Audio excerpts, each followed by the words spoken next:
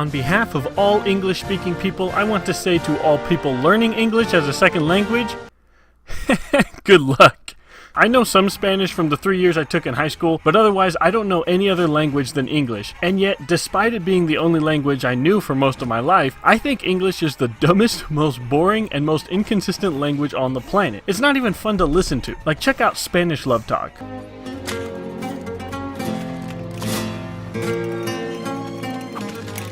Venga conmigo, señorita.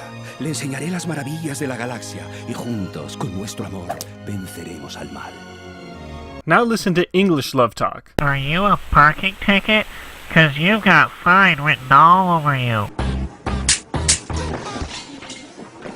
English doesn't sound like it flows together very well, whereas other Latin-based languages flow together like a river. On top of English sounding harsh and disjointed, it also boasts words with letters in them that apparently are not supposed to be pronounced. Why does knife start with a K? Why does pneumatic start with a P? Apparently, we can just throw random consonants at the beginning of a word and just not pronounce them. I mean, good heavens, we wouldn't want to confuse pneumatic with pneumatic. How absurd. The most common unpronounced letter is the E at the end of a word. You know, like plate, place, little, translate, able, table. I understand that there is a rule where the presence of an E after a vowel makes the vowel before the E pronounced by its name, like code and wine versus cod and win. Yeah, try figuring that one out. But what about little? We don't pronounce it lytle, so then why is little not spelled like this? And what about finale? Why isn't it pronounced finale? I mean, it is made up of the words fin and ale. Or how about a more common word like have? We don't pronounce it have. We don't say, I have to go now. And what purpose does the E have in words like are or? Phonetically, dropping the E makes no difference. Since we're talking about E's, let's go to the vowels. This is where pronunciation of English words are most important and also the most confusing. Knowing how to pronounce the vowels allows you to read and sound out words that actually sound like you speak the language, even if you don't know that language. For example,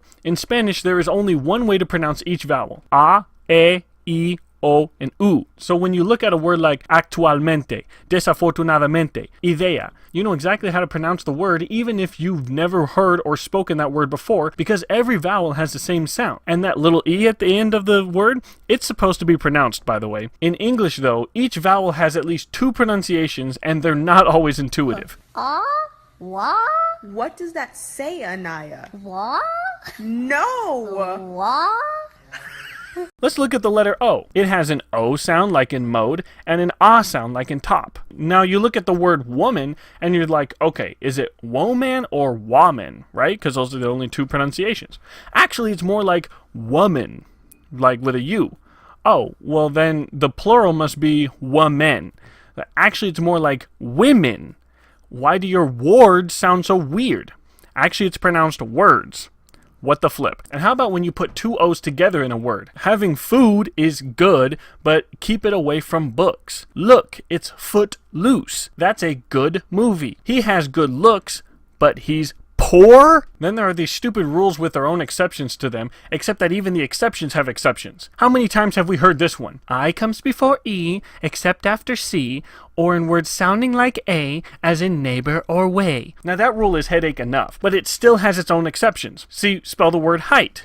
H-E-I-G-H-T.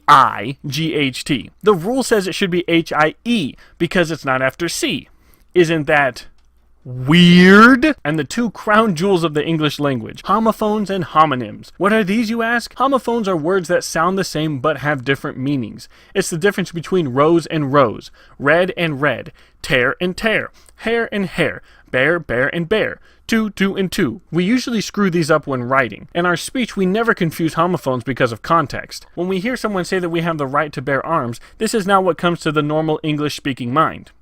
Now, my mind, however, homonyms are words that are spelled the same but have different definitions. It's the difference between tear and tear, read and read, live and live, arms and arms, bat and bat, fall and fall, bust and bust, box and box, fire, fire and fire, graze and graze, chip and chip, club and club, deck and deck, light and light, long and long, play and play, fly and fly, pitcher and pitcher, second and second, bow, and even bow and bow, cabinet and cabinet, change and change, crane and crane, hide and hide, hip and hip, spring and spring, sock and sock, tank and tank, tie and tie, just to name a few.